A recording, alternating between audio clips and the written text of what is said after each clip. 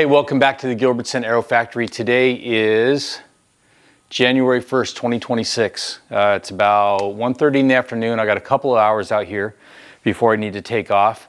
So I'm just going to pick up where we left off. This is left flap redemption part 2. I will try to give you guys a little more detail in what I was trying to explain verbally yesterday when it comes to how we create this bracket that mounts to this spar and how we get all that match drilling done, because it is a little bit confusing. And I went back and I watched my previous videos when I actually did this, and I talked about it, but I didn't really show it.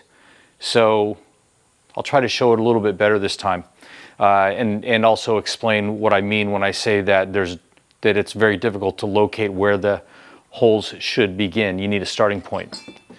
I'm making it more confusing right now. Anyways, yeah, we're gonna wrap up this intro because it's time to, let's build an airplane. Yesterday we also talked about the foot pedal. I wanted to give you a little better description of what I meant when I was saying that the ram retracts slowly when I use the foot pedal, and a little discussion as to why this happens. Because one of the viewers gave a suggestion that they think it has something to do with the spring.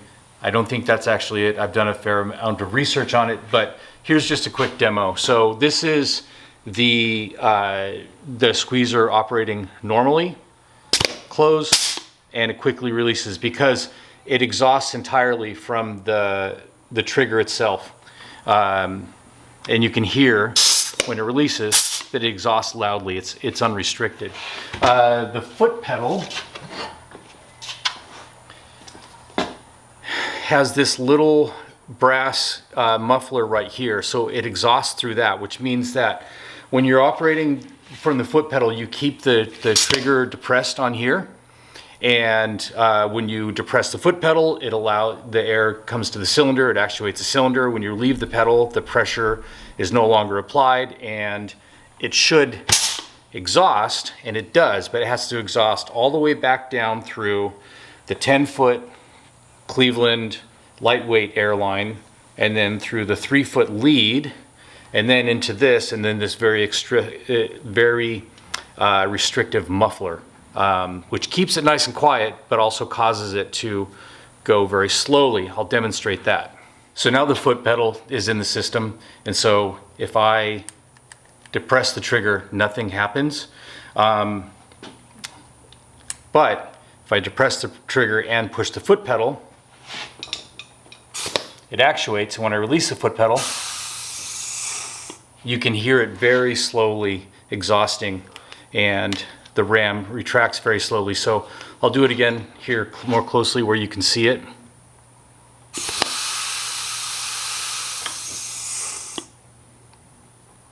There. So what we need to do is somewhere either on this end or the other end of this line add a quick exhaust valve, which will allow it to exhaust unrestricted.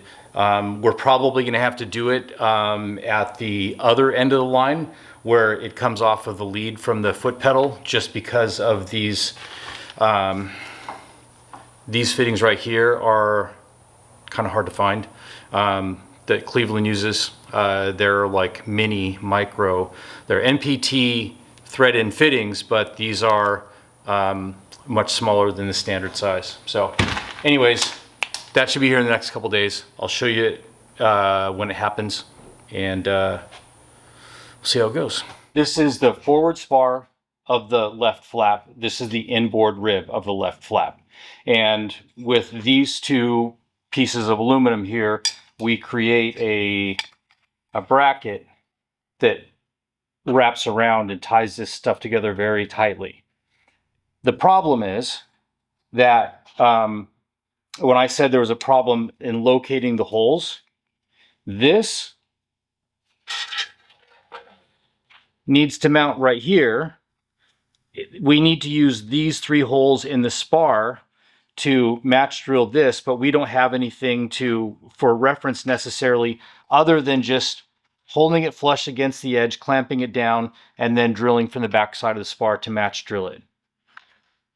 With this piece right here, all the holes were already in it. We just had to do the the 6.3 degree bend right there, because this is not a 90 degree.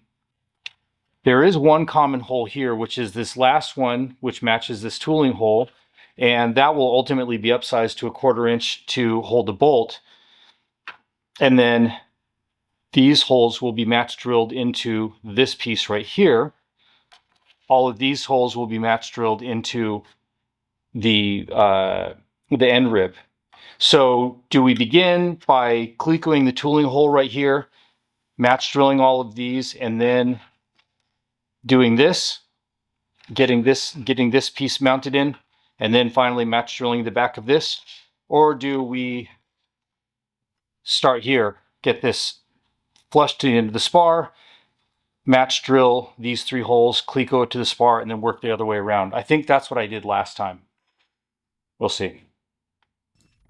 Okay, you finally made it to the voiceover part. Yesterday, I installed temporarily the front spar just as part of the reacquainting myself with the construction of this thing. Now, we're going to get this sorted out. So the whole purpose of today's business is to get that bracket made, all of that match drilling done accurately. So what you see me doing here is a little bit of match drilling, and also a little bit of with the reamer, because these are new parts, and so they hadn't been final size drilled yet. Actually, what I'm doing right now is explaining the stuff that you just saw a minute ago. So that's kind of boring to watch again, but anyways, there you go. Let's see. What you see me there is saying, I'm not sure how I'm going to do this, but that's how I did it last time. And here's what I decided to do. There's one more wrinkle that I didn't explicitly describe in that, and that is the dimension of the spar and the rib behind it, where those meet up.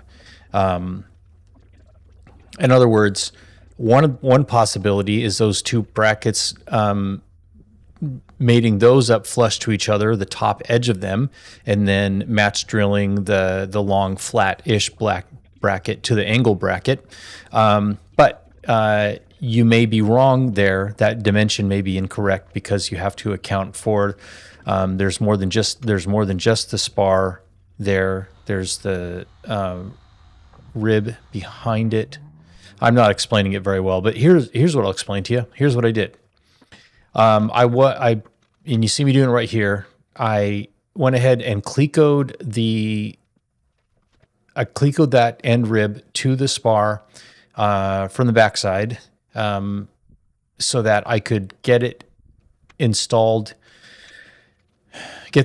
together into the flap, and then once the rib is clecoed in place with the skin, then and the spar is clecoed to the skin, we don't have to worry about those clecos that are holding that rib in place, if that makes any sense. Meaning that we can get those clecos out of the way and actually place the two brackets. I wanted to do it this way because I wanted to make sure that the angle of the dangle was correct with that that plate that mounts to the inboard rib. The flange of that rib, where it meets the spar, doesn't actually describe the angle. What describes the angle is the pre-punched holes that run along the length of the spar and then along the length of that rib. And so once it's all clecoed into place, then we know that this is the actual angle, and confirm that the piece that we bent conforms to that angle when it's mated up against that against the bracket that mounts to the spar itself. All of that did. So once I got it there, I kind of mocked it up and then clamped those two pieces together and began by match drilling the two pieces together. Then I match drilled the